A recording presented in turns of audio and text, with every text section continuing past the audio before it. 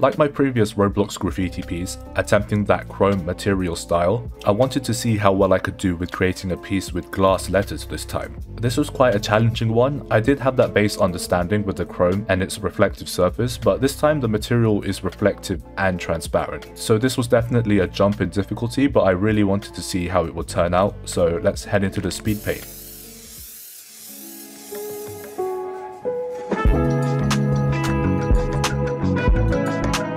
So like with any other graffiti piece, we begin with the guides.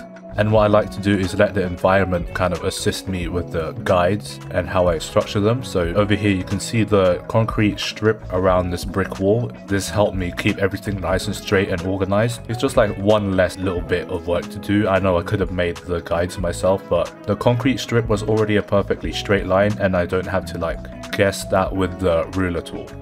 And yes, I could have easily just had the text all on the brick wall part of the wall, but I just thought that the two materials of the brick and the concrete would look really interesting in the final product. Just seeing the two textures kind of show through, just to make it like a tiny bit more interesting.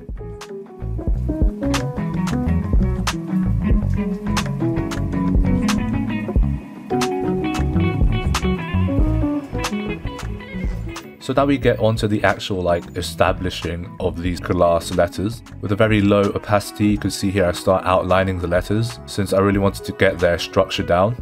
And yeah, with the low opacity, it just gives this like very delicate look to all the letters. Sometimes I go over these certain line works to give like a sort of glinting or like mild reflecting of the letters. And while I'm going over these lines to try to make this a reflective surface, let me talk about the location that I decided. So this like interior warehouse thing on the map had this campfire, and that was basically the perfect spot. So I could play with the illusion of the fire reflecting off the letters like it was actually like a glass material.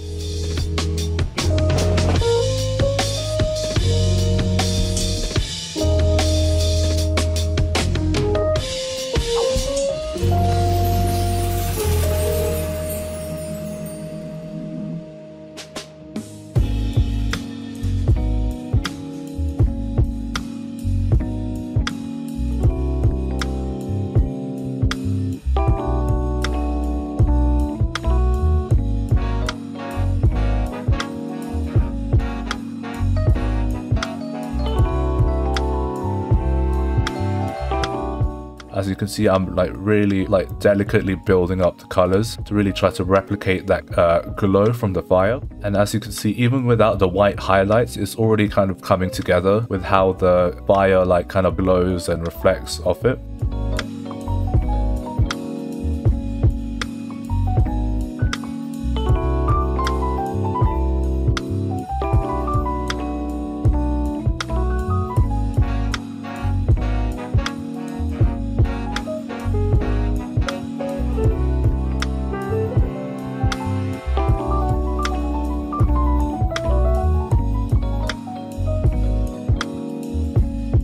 From looking at reference, I started adding these like darker, like really subtle dark hints around the glass, and I thought that it would add this like minor addition of like depth and dimension to these like letters here. And you can see everything about this piece is like almost the complete opposite of what I would be doing in my previous pieces, where I'll really be like going in with those solid block colors, adding in this really bright and vibrant shades and tones. But for this one, I was being very delicate. Basically less was more for this kind of piece. I was really happy with like how I represented the gradual fade of the glow of the campfire like further away, like in the O.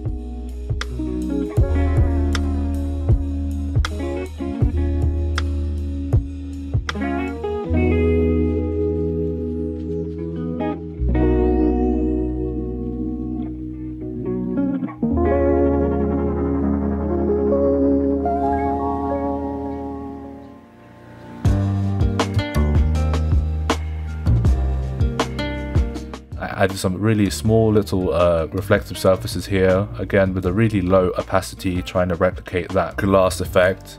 Even with how subtle they are, you still have to be very considerate. This part really brings it together, these like white highlights. Again, making sure to be very, very, very subtle with the application of all these like colors I'm using. It's all about the execution that really helped it.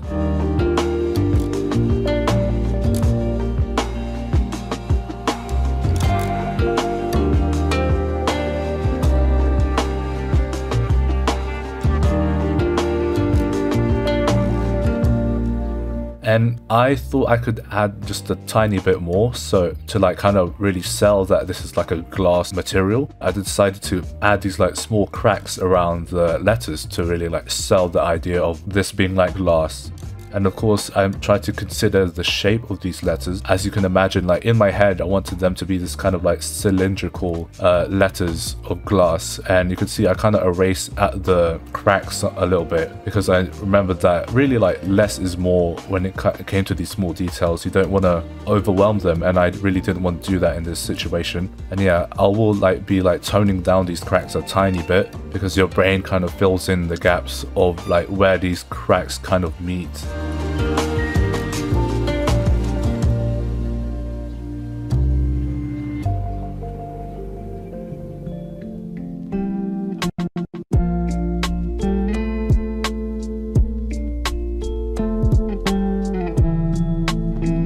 And I was almost ready to like finish it here, but then I added these like little darker shadow cracks. Yeah, a lot of the reference I see of broken glass, there are like prominently dark areas of the crack. So I decided to like subtly blend them in a little bit more.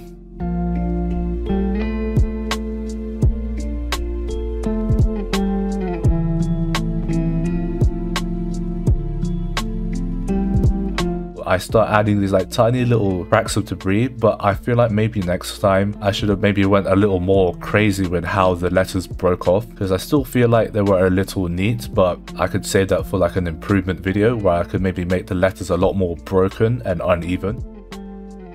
And finally, for like the shadow parts, this was like a really fun but quite hard part of the piece. Usually with the drop shadows, I wouldn't really think hardly about it, because it was just like a solid surface and oh, it will just have a drop shadow. But this time the material was transparent, so I tried my best to look at reference and see how light passes through glass and how it technically makes a shadow, but not really. You can see me here trying to do that.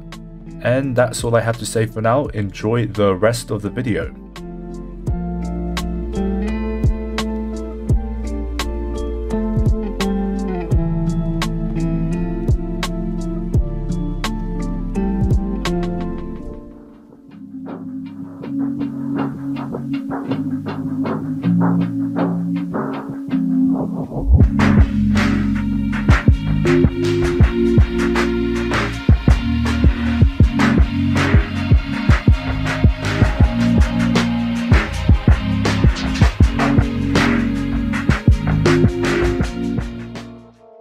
For my first try, I think I managed to do a decent job at replicating that glass effect. Of course, like a lot of my graffiti artworks and pieces, I will always be finding ways to improve on them. If you want to watch a similar video, you can check out the chrome graffiti piece on the screen now. And if you want to catch those improvement videos that I'll make in the future, be sure to subscribe and also leave a like and comment for support. And I'll see you all next time.